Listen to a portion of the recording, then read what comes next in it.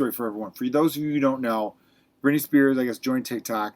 And what's so funny to me is she chose a song. And you can tell whoever is in her circle now is a fucking idiot. She has bad friends. They don't tell her anything to stop doing. She's got a bad posse. Yeah. And I love it when you discover, it's sad actually, but it is a little funny, when you discover that a famous person has a bad inner circle. Athletes are famous for this because there was a hockey player on the Blackhawks, I'll say his name, Patrick Kane, who I remember he got into a bunch of shit in Madison, which is like your town. Yeah. And I remember being like, dude, he's got a bad posse. He's got a bad crew. Mm-hmm. His crew's bad because here's the deal. When you're part of a famous guy's entourage, everyone's got a little role.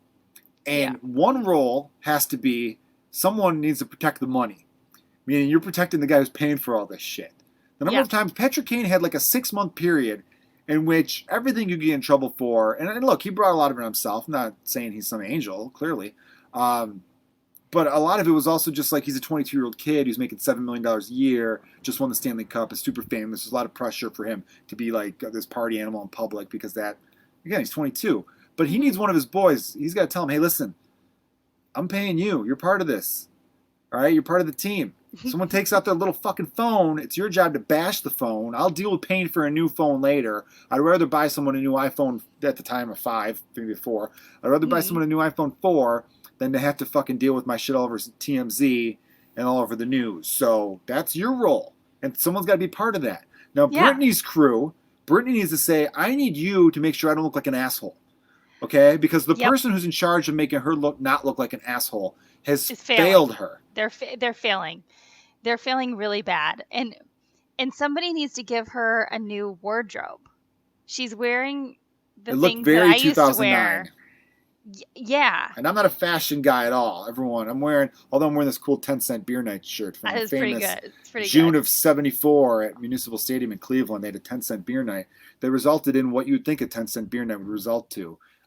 Utter destruction of property and chaos. Yeah. So, you're right. Britney, she needs someone to be like, let's update the fashion. She had a nice comeback. Remember, she went crazy, shaved her head, was married to that backup dancer guy. Yep. She came back with that album that had like that threesome song. If you CK me or something. Well, that was one of the songs, but there was another one was like 1, 2, 3. Let's bang a bunch of people together or something. Well, and then the Womanizer song was a good hit. Oh yeah, Womanizer. They say, and if you think about it, this might be kind of true, but they say that like if you become famous young, you almost never leave that age, as an adult. Oh, so she became famous at insane. 16. So she's like perpetually 16 the way that she exudes herself. And if you look at like the way she dresses and like the low rise shorts and like the prairie low crop riding tops jeans, I like that look. They need high waisted is like popular kind of now the last few years. I love high waisted because when I was in high school, low rise jeans were really popular.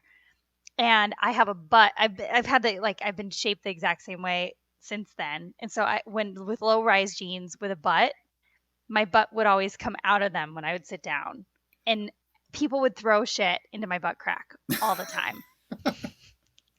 I'm not even. They drop like a pencil back there in the crack. There was a senior when I was a sophomore named Trevor Divabeck. I'll never forget this fucking guy. He would throw everything down my butt crack. Like even in art class, he'd ball up little pieces of clay and chuck it in my butt crack. And then all the senior guys, this dude sounds awesome. I love him. Dude, Trevor Divabeck, what a devious name. And he totally was. And then you threw little balls of clay? I'd have to dig them out of my butt crack. At first I'm thinking this guy's an asshole, how immature, but then part of me is like, that's hilarious. That's funny. I know. It's really hard to get clay out of unless your butt you crack. were like, hey, dude, enough. No, I mean, I always But that happened to a lot of women with low-rise jeans. I thought it was funny. And then, but the cool thing was that they'd throw the senior boys, all of us younger girls would sit at the sporting events, we'd sit on the lower bleachers, and the seniors and the older guys would all sit at the upper bleachers. So him and all the guys would chuck money into my butt crack. And I would. How big's your butt crack? Into my pants. Because that's hard to do. Like coins, right? They're chucking coins. Yeah. You can't chuck a bill.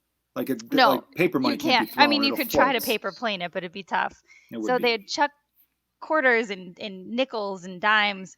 And then at halftime, I'd stand up and shake them out of the bottom of my pants, and I'd go buy snacks with them, and I called them crack snacks. And I'd come feed all my friends with my crack snacks. Oh my God.